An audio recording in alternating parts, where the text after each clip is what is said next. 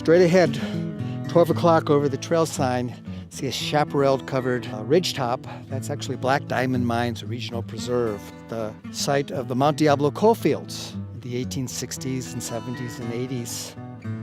The coal seams were uplifted to the surface with the uplift of Mount Diablo, and they actually dip away 30 degrees from the summit of Mount Diablo. If you look carefully at that chaparral-covered ridgetop, you can see rock layers dipping away from right to left at about 30 degrees. Down below in the flatlands, you can see Coulter Pond. That pond is home to amphibians.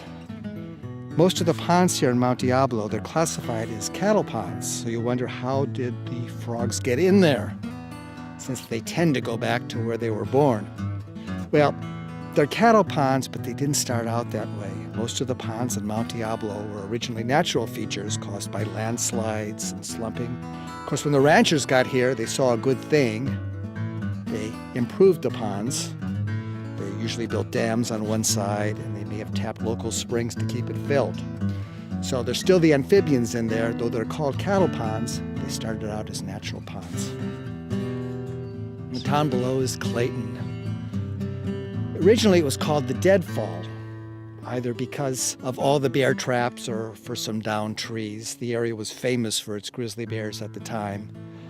Joel Clayton from England came to visit, and he envisioned a community that was the crossroads of Contra Costa County. And he worked to incorporate the city with his buddy Charles Hein, who was the notary public. When it came time to file the papers, the two of them flipped a coin to see who the town would be named after. And I guess fortunately for the folks that now live in Clayton, Clayton won. So it's called Clayton today, otherwise it would be called Rhineville. But it never did quite make it to be the crossroads of Contra Costa County.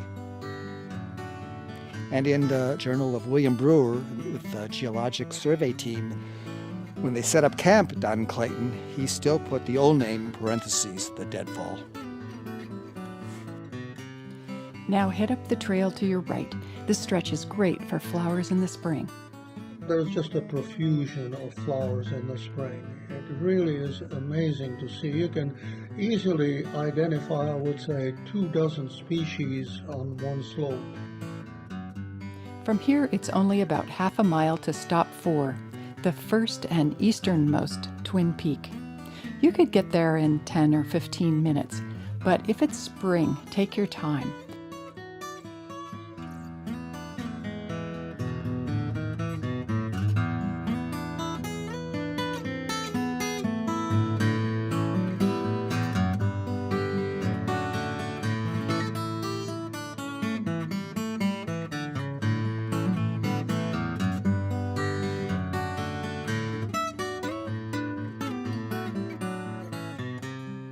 When you get to a trail sign with Eagle Peak looming directly behind it, veer off the main trail to your left for a few yards until you arrive at the brightly colored rocks at the top of Lower Twin Peak.